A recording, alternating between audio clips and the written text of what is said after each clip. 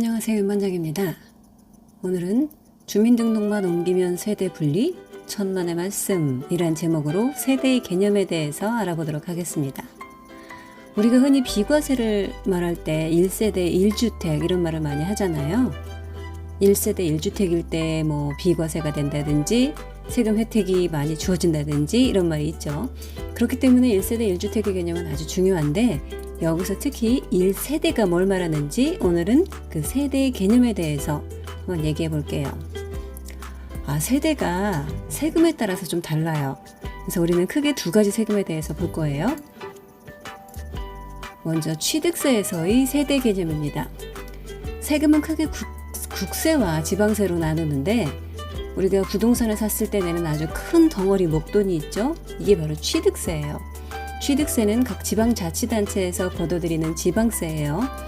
그러니까 취득세에서는 세대의 개념을 어떻게 정의하고 있는지 보려면 바로 지방세법을 봐야 됩니다. 지방세법 시행령 제28조 3항의 내용을 볼게요. 먼저 1항입니다. 자, 여기서 눈에 띄는 거 이런 말이 있죠. 주민등록표에 함께 기재되어 있는 가족. 지방세에서는 바로 이 주민등록표에 기재되어 있는지 아닌지가 매우 중요한 판단 기준입니다. 바로 형식적인 요소가 아주 중요하다라는 말이에요. 그리고 또 30세 미만의 미혼 자녀는 주소지가 다르다고 하더라도 같은 세대원으로 본다고 해요. 배우자, 30세 미만 자녀, 그리고 부모, 아무리 주민등록을 나눠봤자 같은 세대라는 거죠. 2항의 내용도 한번 볼게요. 1항에서는 아까 뭐라고 했어요?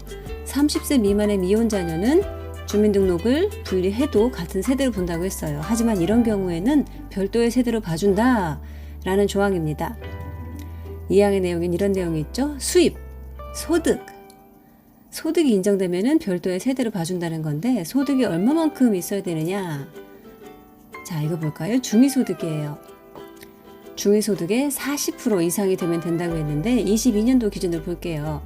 1인 가구의 기준으로 100%가 190 얼마죠? 40%는 77만 얼마 정도가 되겠어요. 그러니까 약 80만 원이 좀 안 되는 금액이네요. 여기에 12달을 곱하면은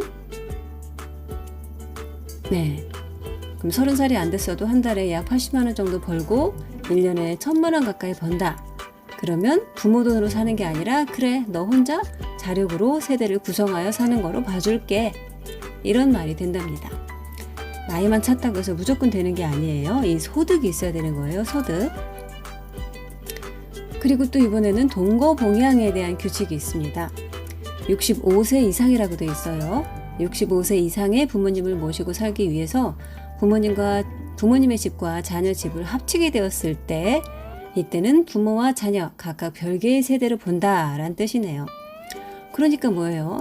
한 집에 같이 살긴 하지만 부모님 집 한 채, 그것도 1세대 1주택, 자녀의 집도 한 채 별도로 1세대 1주택, 각각 한 세대 한 주택으로 봐준다는 거죠. 65세, 취득세에서는 65세였어요. 기억해 두세요. 자, 그렇다면 또 하나 굵직한 세금이 있죠? 양도소득세. 양도소득세는 국가에서 걷어들이는 국세예요. 그 소득세법에 적용을 받습니다. 소득세법에서는 세대를 뭐라고 정의하고 있는지 봐야 되겠죠? 자, 보면은 이런 말이 있네요. 생계를 같이 하는 자. 찾으셨어요? 그러니까 국세인 양도소득세에서는 실질적인 요소가 중요하다라는 말이었어요. 아까 취득세에서는 형식적인 요소가 중요했었죠. 주민등록상 같이 되어 있느냐 아니냐. 하지만 양도소득세에서는 그거 다 필요 없고 실제로 같이 살고 있느냐 아니냐 이게 더 중요한 거라고 했어요. 자, 그 외에도 별도 세대로 봐준다라는 규정이 따라 나오고 있어요. 30세 이상인 자, 배우자의 사망 이혼, 그리고 중위소득 40% 이상인 사람. 이건 아까 봤던 거하고 취득세하고 비슷하죠. 여긴 넘어갈 수 있을 것 같아요. 하지만 둘 다 미성년자는 별도 세대로 봐주지 않습니다. 예외적인 조항이 있긴 하지만 보통은 그렇다라고 알아두시면 될 것 같아요. 또 동거봉양 얘기가 나오고 있습니다. 양도소득세는 몇 살이라고 나왔어요? 60세 이상 직계존속을 동거봉양하기 위해서라고 나와 있죠. 그리고 10년 이내에 먼저 양도하는 주택은 이를 1세대 1주택으로 보아 154조 1항을 적용한다라고 되어 있는데 여기서는 원칙적으로 뭐 별도의 세대로 봐준다 이런 규정이 없어요. 다만 특례조항으로 원래는 한 세대지만 별도의 세대인 거하고 비슷한 혜택을 줄게. 얼마 동안? 10년 동안 이런 규정이에요.